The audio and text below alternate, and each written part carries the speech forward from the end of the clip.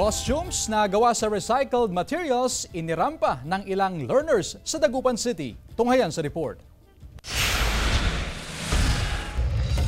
Kumikinang sa ganda, makukulay at kakaibang mga costume ang inirampa ng mga learners sa Eco Fashion Show ng Karanglaan Elementary School sa Dagupan City. Nagpagandahan ang mga kalahok sa kanilang kasuotan na dinisenyuhan at pinalamutian ng mga recycled material.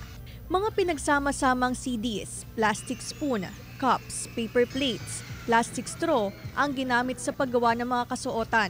Innovation namin sa program po namin, ito yung Eco Fashion Show namin. Ngayong taon lang namin ito ginawa.